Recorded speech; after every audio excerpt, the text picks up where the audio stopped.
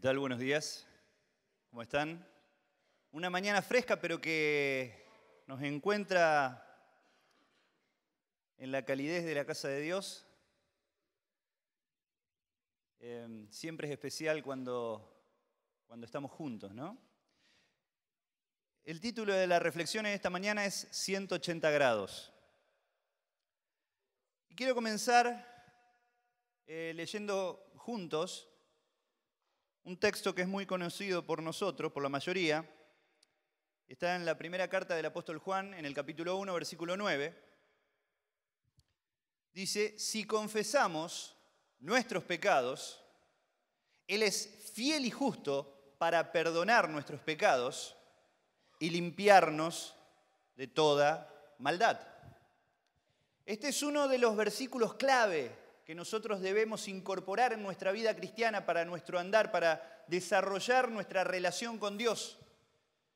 Y constituye esta verdad y este principio del cual habla este versículo, uno de los recursos esenciales de los que nosotros disponemos para poder acercarnos a Dios, para poder tener compañerismo, para poder tener comunión con Él. Habla de la confesión y de la necesidad que todos tenemos de confesar nuestros pecados a Dios. Ahora, ¿de qué hablamos cuando hablamos de confesión? La palabra significa ponernos de acuerdo con Dios respecto de lo que Él dice acerca de nuestro pecado. Decir lo mismo acerca de algo, eso significa confesar. Ahora, qué difícil que es muchas veces para nosotros estar dispuestos a confesar nuestros pecados, porque empieza con un reconocimiento de algo que hice mal, de que pequé contra Dios, que pequé contra alguien, pero es necesario, es fundamental en nuestras vidas que nosotros vez tras vez estemos acercándonos a Dios a través de la confesión. Si ustedes leen todo el capítulo, especialmente esos versículos que están alrededor del 9, habla de la realidad de nuestro pecado, de la presencia del pecado, de que es algo constante en nuestras vidas y por eso la confesión tiene que ser un ejercicio espiritual constante también. Hay una invitación de parte de Dios a través de su palabra para que nosotros nos acerquemos a Él. Por ejemplo, Hebreos 4:16 dice, acerquémonos confiadamente al trono de la gracia para alcanzar misericordia y hallar gracia para el oportuno socorro. Qué bueno que es eso. Qué estimulante que más allá de nuestros errores, de nuestros pecados, nosotros somos invitados por Dios, por el Espíritu Santo, para que nos acerquemos a Él. ¿Por qué? Porque Él tomó la iniciativa primero en acercarse a nosotros. La confesión, qué importante que es. Ahora, hay algo que es cierto y que es real en la vida de la mayoría de los que estamos acá. Miren, somos todos muy distintos. Pero si hay algo que tenemos todos en común, todos y cada uno de nosotros, es que somos pecadores. La Biblia, la palabra de Dios lo dice. Dice que todos pecamos. Por eso, naturalmente, el ser humano está destituido, separado de la gloria de Dios. Ahora, en medio de esa realidad, hay algo que nos ha pasado a la mayoría de todos. Y es que hemos confesado el mismo pecado muchas veces, una y otra vez. ¿Por qué? Y seguramente ustedes me dirán, porque hemos reincidido en ese pecado. Sí, es así. Reincidimos en el pecado. Pero ¿cuántas veces esa reincidencia va generando una continua confesión que va generando una falta de paz en el corazón, una sensación de derrota continua y un desánimo en nosotros? Y hasta en algún momento, hasta nos sentimos sin ganas, nos sentimos avergonzados delante de Dios por ir una vez tras otra confesando el mismo pecado. ¿No les ha pasado a ustedes? Yo me acuerdo en mis primeros tiempos de vida cristiana, era algo que generaba una profunda angustia en mí, porque no podía vencer y tener victoria sobre los mismos pecados.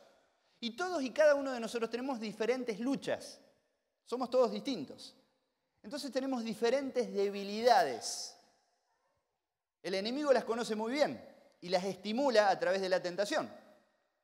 Pero muchas veces caemos en esos mismos pecados una y otra vez y no tenemos victoria. Ahora, ¿cómo puede ser que nosotros, aún estando del lado de la victoria, esa victoria que no hemos conseguido ni obtenido por nuestros propios medios, ni por ningún mérito que nosotros podamos haber hecho, sino que radica en las virtudes de la cruz de Cristo, en la sangre que Él derramó por nosotros los pecadores, pagando el precio de nuestra culpa?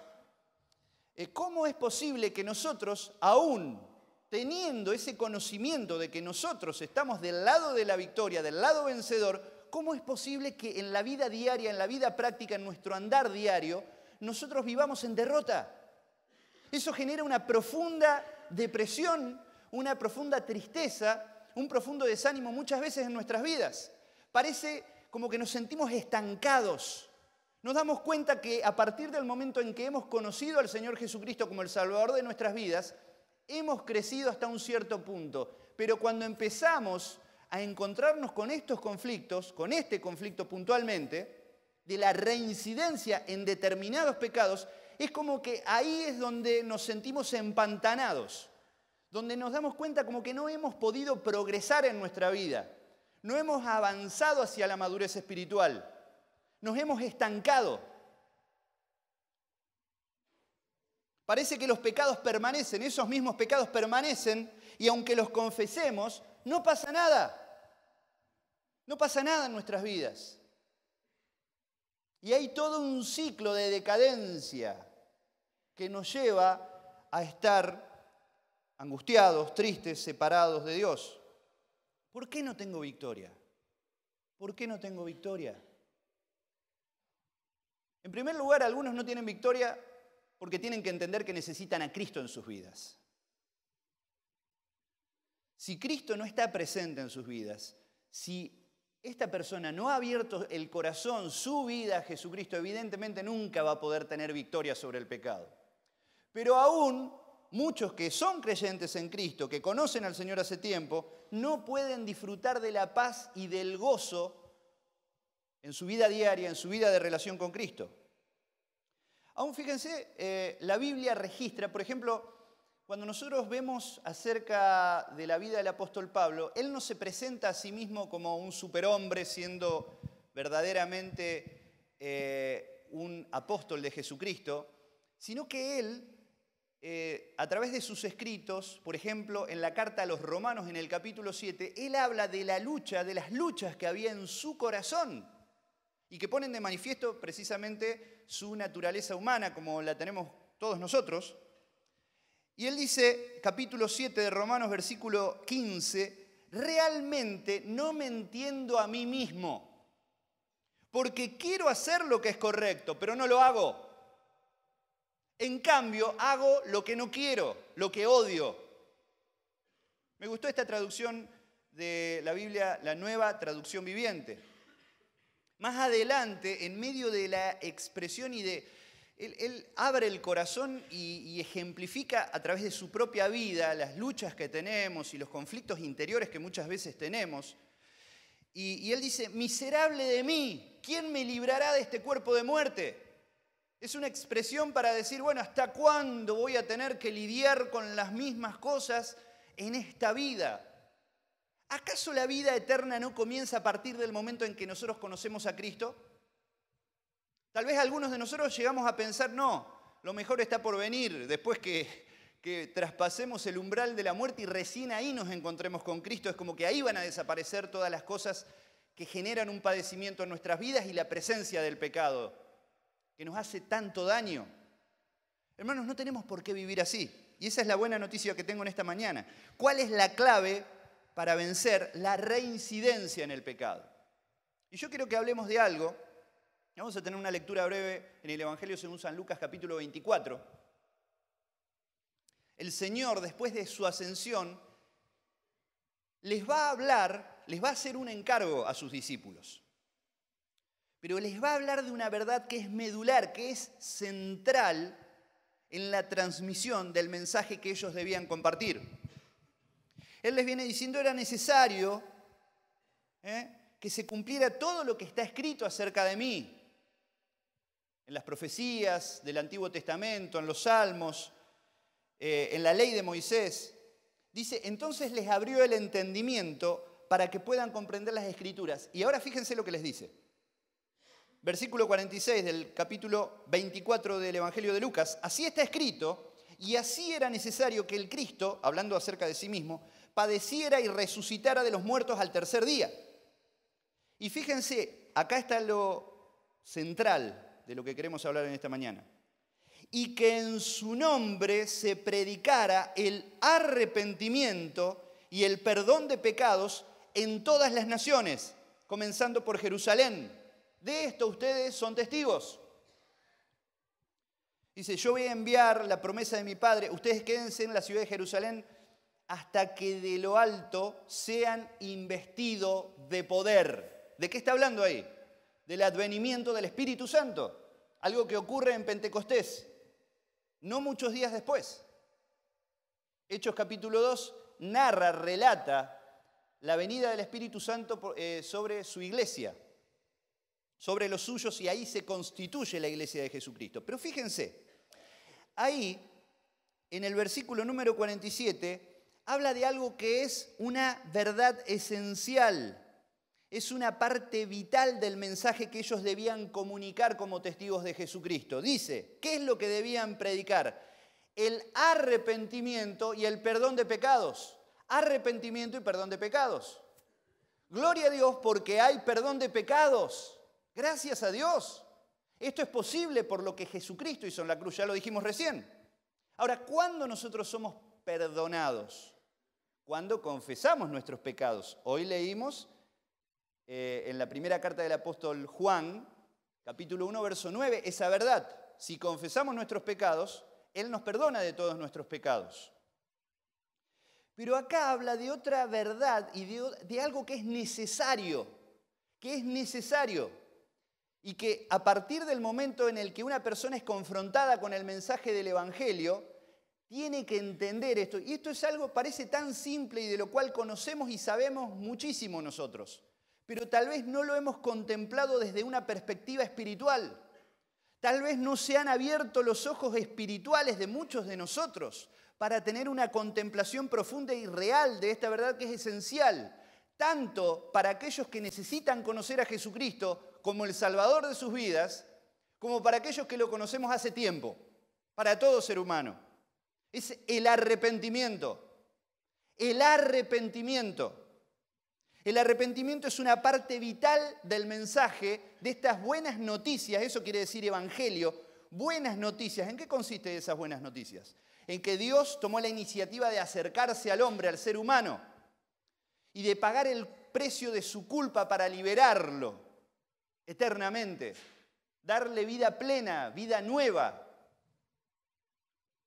Y vemos que la Biblia nos habla, aún desde las páginas del Antiguo Testamento, vos podés leer Isaías capítulo 55, hay un llamado al arrepentimiento tremendo, pero yendo directamente desde el Nuevo Testamento, desde el comienzo del ministerio, por ejemplo, del apóstol Juan, el precursor del ministerio de Jesucristo, las palabras, ¿cuáles fueron cuando vos vas ahí al Evangelio según San Mateo capítulo 3, verso 2? ¿Cuáles fueron las primeras palabras la verdad y las palabras esenciales del mensaje de Juan? Arrepiéntanse porque el reino de los cielos se ha acercado. Arrepiéntanse. Es un llamado al arrepentimiento, en ese caso nacional, porque Dios a través de Juan, el último de los grandes profetas y uno de los más grandes, como así lo atestigua el mismo Señor, está haciendo un llamado a la nación de Israel como pueblo suyo al arrepentimiento. Arrepiéntanse porque el reino de los cielos se ha acercado. Y está hablando ahí de la venida del Mesías. Hay un llamado al arrepentimiento. Pero Jesús mismo, después de su bautismo y cuando comienza su ministerio, propiamente dicho, cuando él se entera, capítulo 4, verso 17, se entera de que Juan fue puesto a causa de la denuncia del pecado y de su mensaje, es puesto en la cárcel. Fíjense que, como decía un gran hombre de Dios, no es un buen negocio ser un profeta de Dios. Tenés que estar dispuesto a perder la cabeza en poco tiempo. aquellos que denuncian el pecado y que confrontan la maldad, no tienen popularidad ni éxito. Y así pasó con Juan. Fue exitoso desde la perspectiva de Dios, pero no desde la perspectiva humana. ¿Quién querría tener un ministerio como el de Juan el Bautista? ¿Cuánto necesitamos que se levanten siervos como Juan el Bautista hoy en la iglesia de Jesucristo para confrontar el pecado, para denunciarlo? Ahora, cuando él es puesto en la cárcel, Jesús inicia su ministerio ¿con qué palabras? Haciendo un llamado como el llamado que hacía Juan. Capítulo 4, versículo 17 del Evangelio de Mateo dice: arrepiéntanse porque el reino de los cielos se ha acercado. Un llamado al arrepentimiento. Y esa era la verdad central, medular, vital del Evangelio que proclamaba Jesucristo. Y es la verdad central del Evangelio que nosotros proclamamos hoy. El apóstol Pedro lo había comprendido y se hacía eco de las mismas palabras y del mismo llamado. En su segunda carta, en el capítulo 3, él dice: el Señor no retarda su promesa. ¿De qué está hablando? De la promesa de su regreso por los suyos. Saben que nosotros como Iglesia de Cristo tenemos que estar expectantes ante el regreso inminente de Jesucristo por nosotros. Dice, sino que es paciente para con nosotros, los seres humanos, no queriendo que ninguno perezca, que ninguno se pierda, que ninguno muera, sino que todos procedan al arrepentimiento.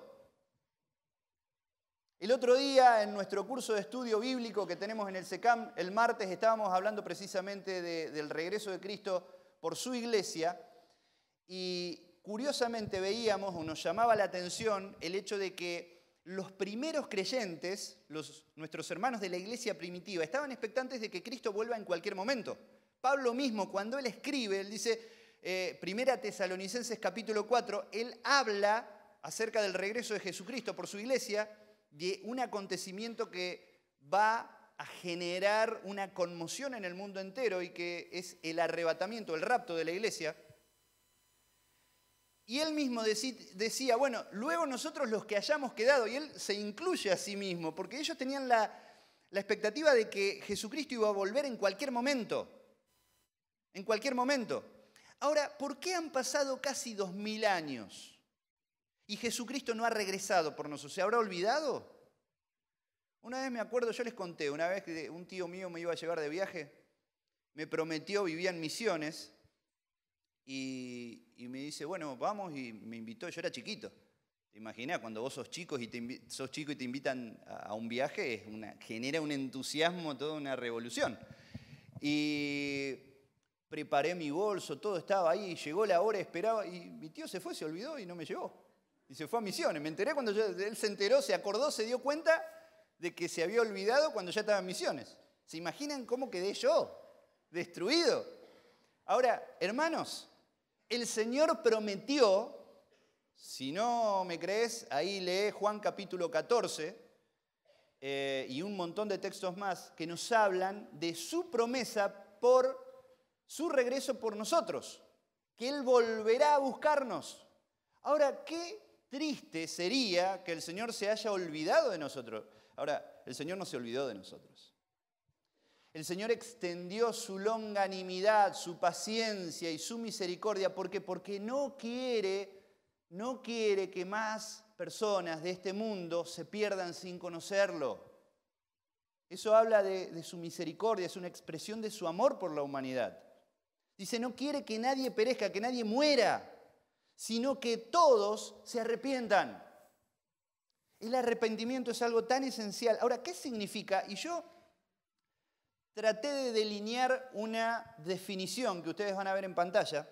¿Qué significa arrepentirse o qué es el arrepentimiento? Porque hay mucha confusión en torno a esto y el significado que vos vas a encontrar en un diccionario de la Real Academia Española no es el mismo que tiene la Biblia, no es el mismo concepto con el cual la Biblia define al arrepentimiento. Podríamos decir que el arrepentimiento consiste, presta atención a esto, en un profundo y sincero genuino pesar del corazón. Y ahí cuando hablamos de pesar podemos decir pena, dolor, hasta angustia, tristeza, sentirse acongojado, consternación, un profundo y sincero pesar producido por el pecado en nuestra vida.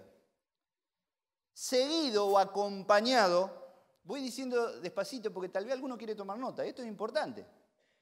No porque lo diga yo, sino porque este es el concepto que la Biblia nos tira y nos arroja acerca del arrepentimiento. Seguido, acompañado de un compromiso verdadero de abandonar el pecado y de caminar en obediencia a Cristo. Nosotros, y especialmente si vos vas a un diccionario, a un de sinónimos, vamos a ver que el concepto que hay en el mundo en el que vivimos acerca de arrepentimiento muchas veces es confundido con remordimiento. No es lo mismo. No es lo mismo. El remordimiento habla de una sensación de culpa que invade el corazón, pero que se enfoca más en sí mismo, en haber quedado expuesto ante un error cometido. Cuando yo hago algo que queda en evidencia delante de los ojos de los demás y se enfoca en sí mismo, esa es la diferencia que hubo entre Judas y Pedro. Judas tuvo remordimiento, incluso el remordimiento lleva a intentar hacer algo para remediar el mal que hemos hecho. ¿Se acuerdan que Judas, cuando se dio cuenta de lo que hizo, surge esa culpa y ese remordimiento en su corazón? ¿Y qué hizo? Llevó el dinero para devolvérselo a los líderes del pueblo de Israel como para ver qué podía hacer. Ya era demasiado tarde. Pero ese remordimiento, ¿a qué lo llevó? ¿A una sanidad interior? ¿A paz en el corazón? No.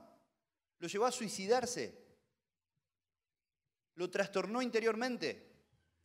En cambio, Pedro, que traicionó, por así decirlo, también a su maestro porque lo negó 3 veces, a diferencia de Judas, en vez de sentir o tener remordimiento en el corazón, él que tuvo un sincero y genuino arrepentimiento. Arrepentimiento.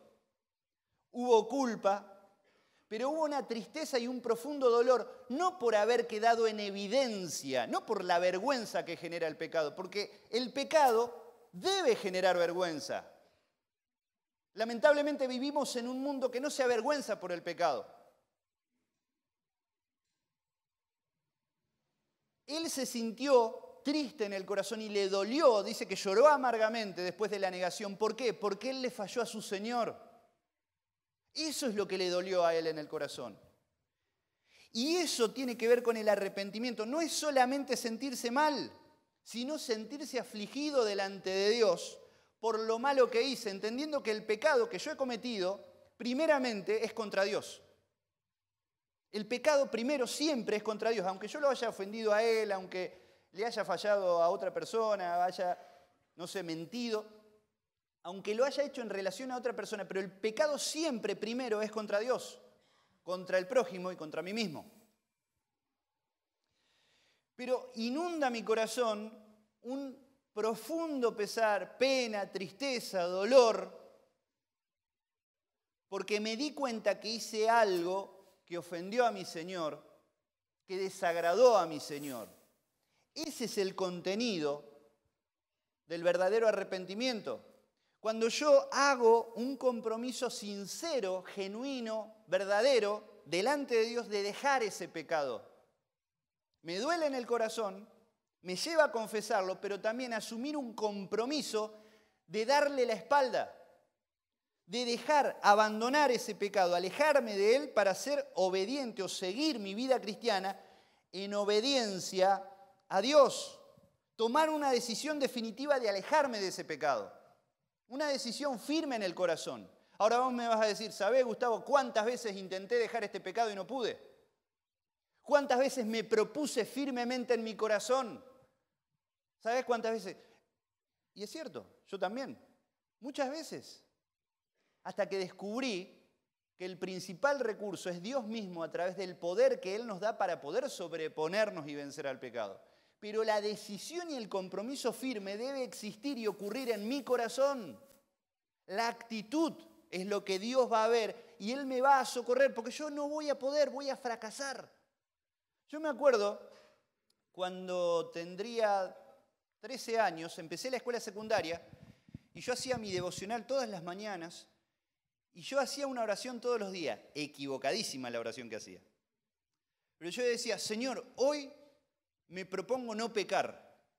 Yo me proponía no pecar, ¿viste? Que no duraba ni hasta el primer recreo capaz que duraba.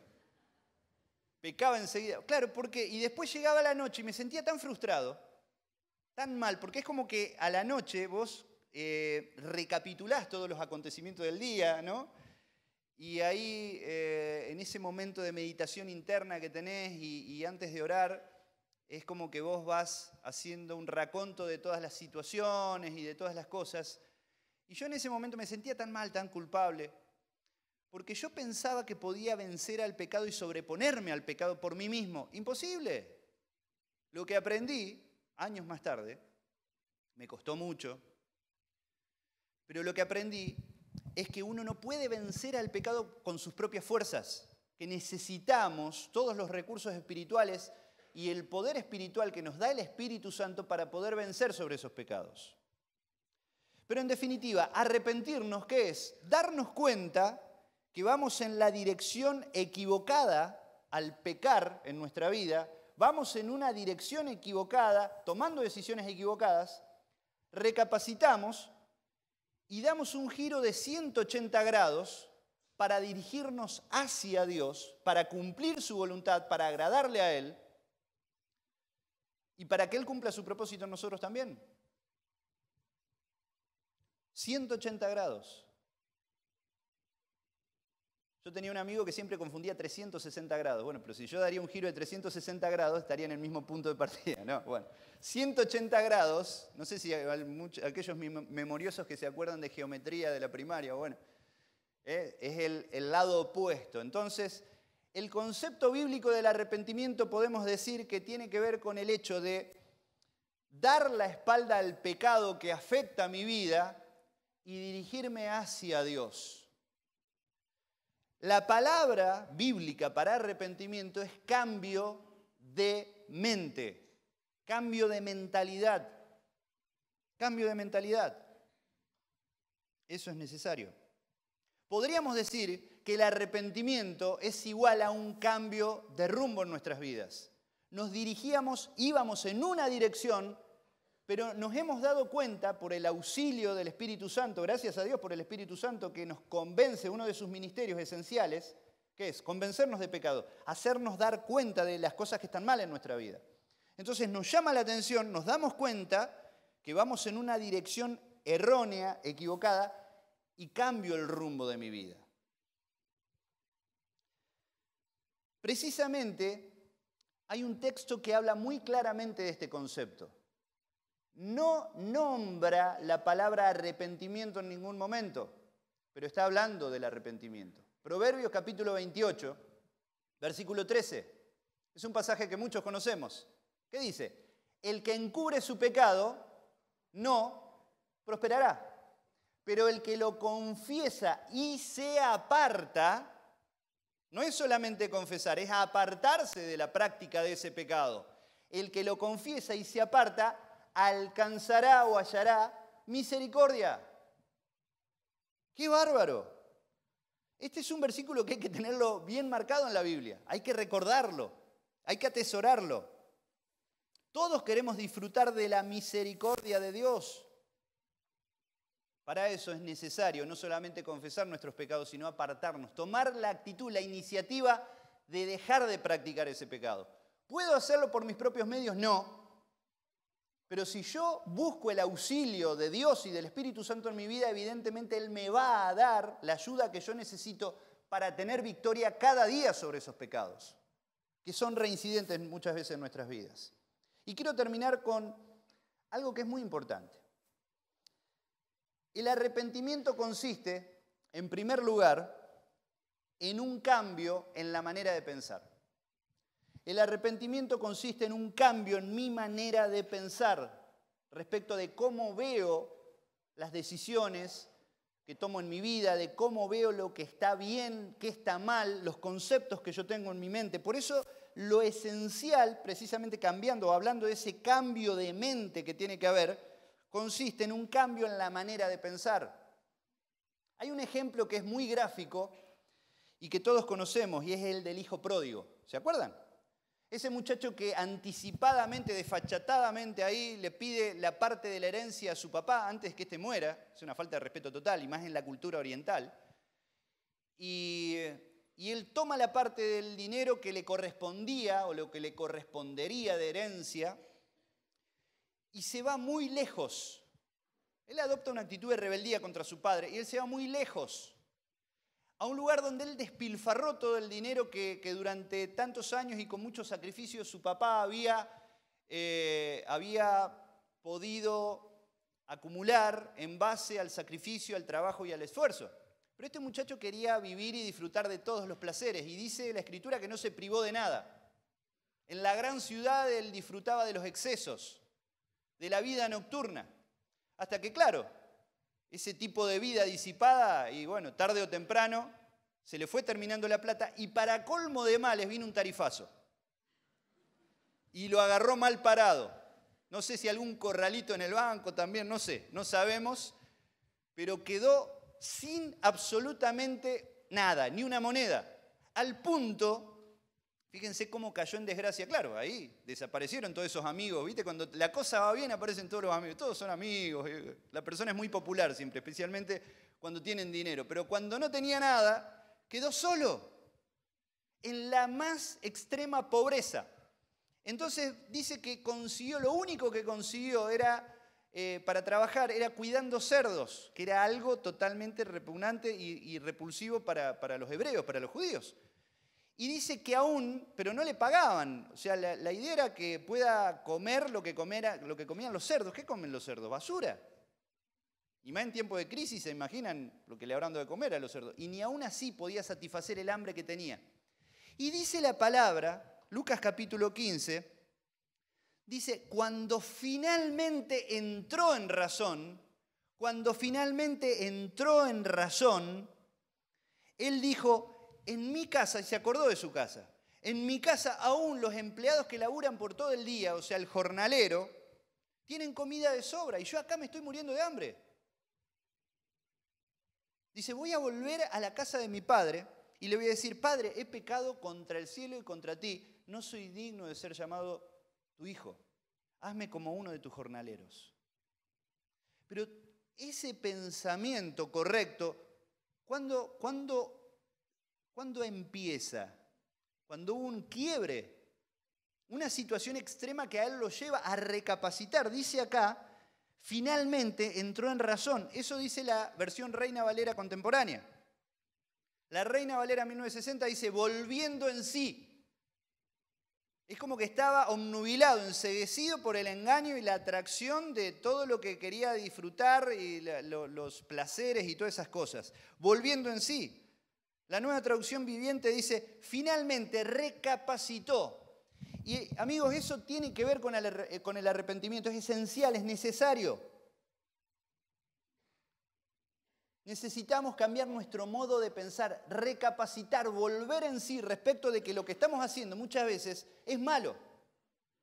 Es malo para nuestras vidas, afecta a mi entorno y principalmente es contra Dios. Ahora, el hombre ha fallado, especialmente en este tiempo de la historia, hemos llegado a hacer aceptable el pecado.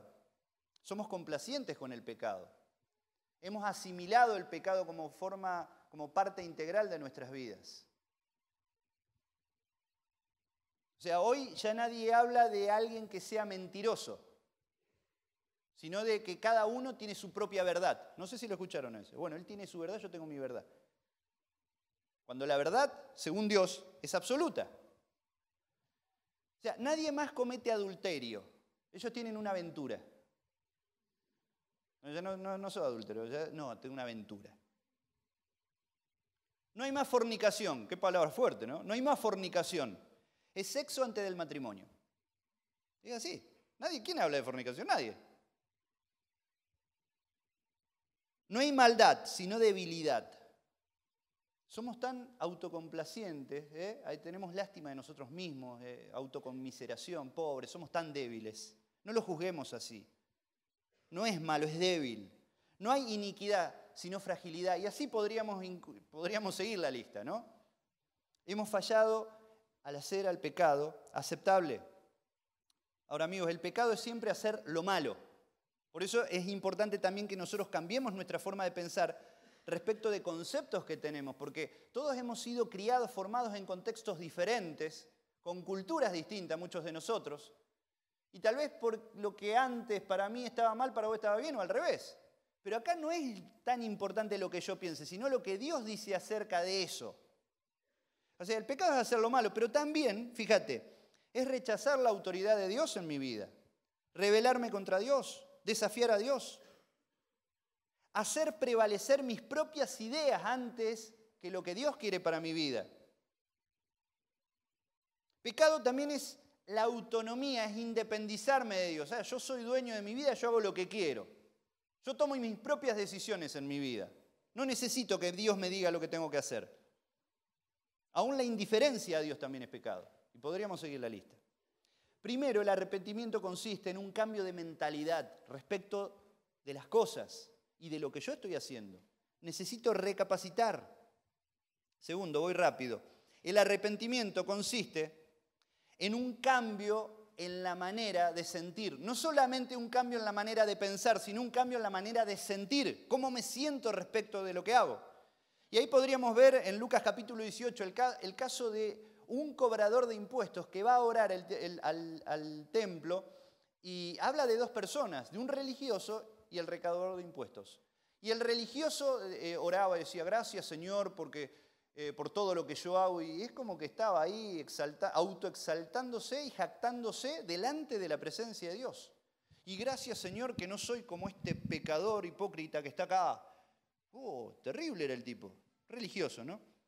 Pero dice el Señor que este cobrador de impuestos, este hombre pecador, estaba allá atrás y ni siquiera se animaba a acercarse, y dice que se sentía tan culpable en su corazón por el pecado que había cometido que se golpeaba el pecho y decía, Señor, sé propicio a mí, pecador. Había una manifestación de dolor en el corazón, de pesar por el pecado que había hecho. Y Jesús dice, ¿cuál de los dos fue justificado? Se fue justificado delante de Dios de ese lugar. El pecador, aquel a quien todos despreciaban, incluso el religioso. ¿Por qué? Porque tuvo la actitud correcta delante de Dios. Hubo dolor, golpeaba su pecho en señal de dolor. Y podríamos ver a lo largo de toda la Biblia la reacción de personas, por ejemplo, David cuando pecó, cómo le dolió en su corazón cuando él entra en razón ante la denuncia del profeta Natán y se da cuenta que había pecado, el calibre y la magnitud del pecado que había cometido, y eso le duele en su corazón, y él escribe Salmo 32, Salmo 51, léanlo después, fíjense el sentir que él tuvo respecto de ese pecado. En el Salmo 51 él dice, el sacrificio que vos deseás, Señor, es un espíritu quebrantado. Tú no rechazarás a un corazón arrepentido y quebrantado, Dios. Eso es lo que Dios quiere ver en nosotros.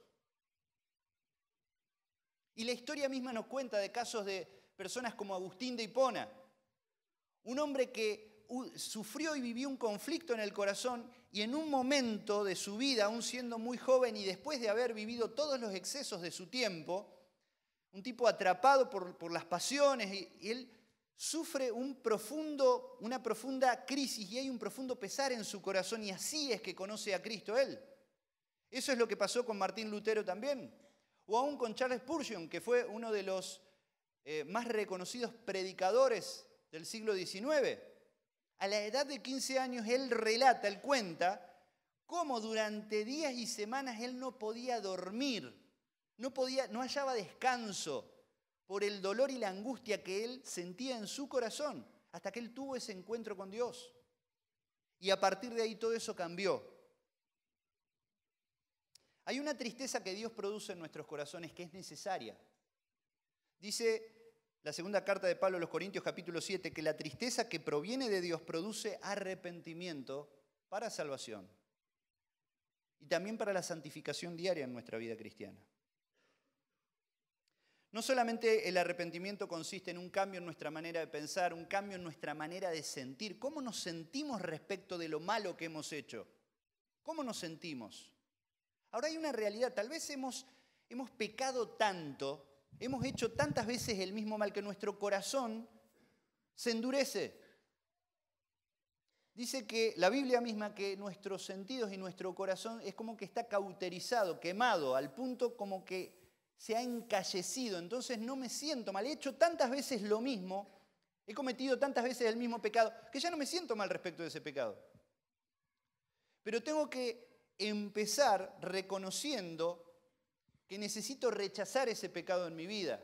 Necesito pedir a Dios que me devuelva los sentimientos y las sensaciones correctas que tengo que tener en mi corazón respecto de lo malo que estoy haciendo, para no permanecer indefinidamente en la práctica del pecado, para no vivir derrotado.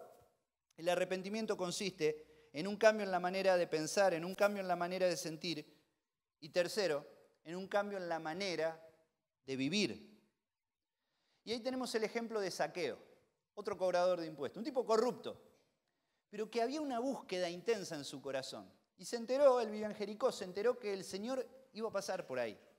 Y en un momento se imagina, todo convulsionada la localidad, toda una multitud ahí en el camino, y él quería ver a Jesús. Fíjense, quería verlo, pero no podía, ¿por qué?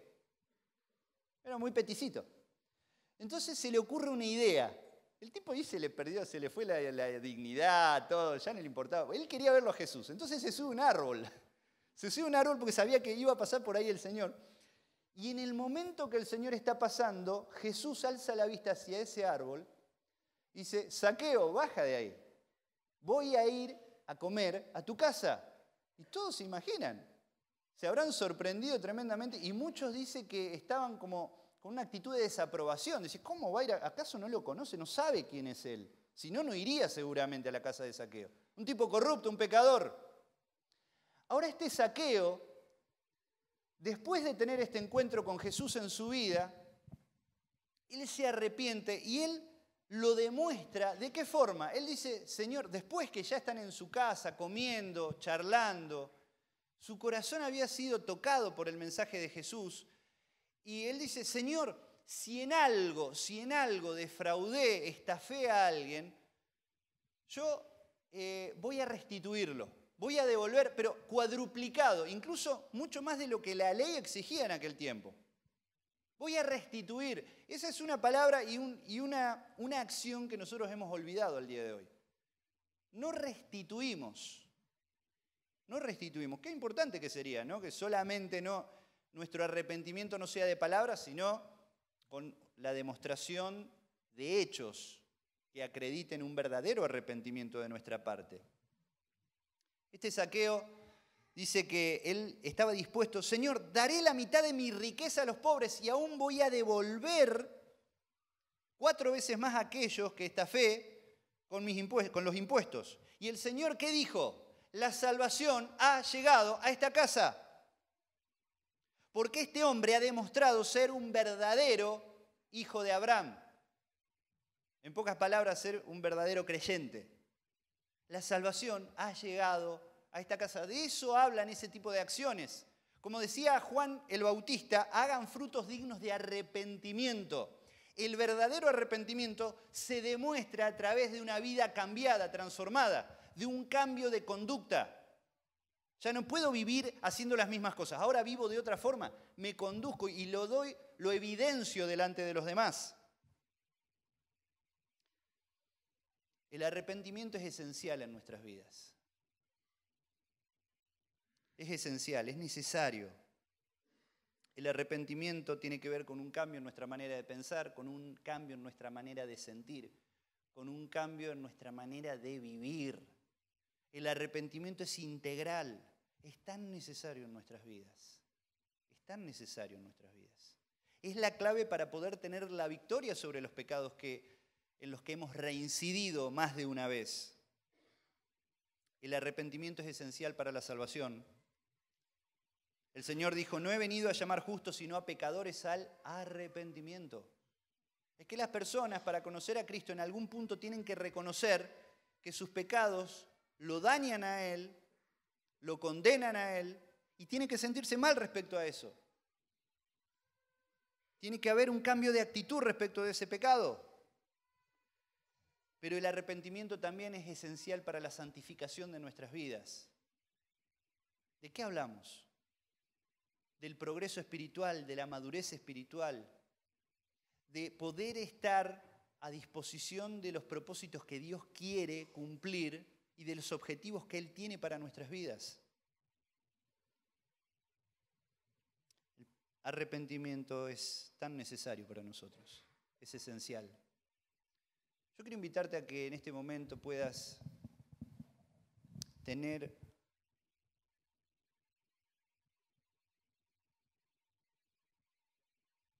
un momento de reflexión en la presencia de Dios. Yo quiero hacer 2 oraciones en este momento. Tal vez hablando acerca de todo esto te das cuenta que no podés tener victoria sobre aquellas cosas que están mal en tu vida, fundamentalmente el pecado, porque te diste cuenta que no tenés a Jesucristo en tu vida. Lo primero que tenés que hacer para poder tener victoria en tu vida es recibir a Cristo como el Salvador de tu vida. Dice la palabra de Dios en Hechos capítulo 2, que Pedro, ante una gran multitud y estaba conmocionada por todo lo que estaba pasando ante ese acontecimiento del descenso del Espíritu Santo de Dios sobre los suyos, que él los confronta con su pecado, a esa multitud que no muchos días antes habían sido los que clamaron para que Jesucristo fuera crucificado. Y él les dice: ustedes mataron al autor de la vida. Y dice que ellos, compungidos de corazón por lo que Pedro dijo, le dijeron: hermanos, ¿qué haremos? ¿Qué podemos hacer ante esta situación? Otra traducción dice: al oír las palabras de Pedro, sus corazones fueron traspasados por esta palabra. Eso habla de arrepentimiento.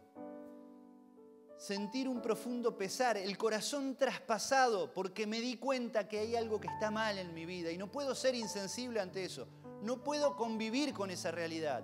No la puedo permitir. Yo te quiero invitar en esta mañana que si nunca antes invitaste a Jesucristo a que sea el Salvador de tu vida, lo puedas hacer en este momento con un corazón arrepentido, entendiendo que ese pecado no solamente afecta a tu vida, afecta a tu relación con Dios, sino afecta a las personas que más amas y que te rodean, tu familia, tus seres queridos. Y ese pecado te condena, te margina, te ata. ¿Por qué no le decís en esta mañana: Señor, te necesito en mi vida y confieso delante tuyo que soy un pecador, una pecadora? Decile en el silencio de tu corazón: Señor, te necesito. Reconozco que soy un pecador. Quiero confesar mis pecados delante tuyo, pero también quiero arrepentirme de mis pecados. Ya no quiero ir más en esa dirección. No quiero vivir más de la forma en la que he venido viviendo, decidiendo, actuando. Señor, quiero cambiar, quiero dar la espalda a ese pecado y ese estilo de vida. Señor, cambiame, transformame. Te quiero invitar a que vengas a ser el Salvador de mi vida. Decile así en tu corazón. Dice la palabra que al corazón contrito y humillado el Señor no desprecia, aquel que se quebranta en su presencia. Es palabra de Dios.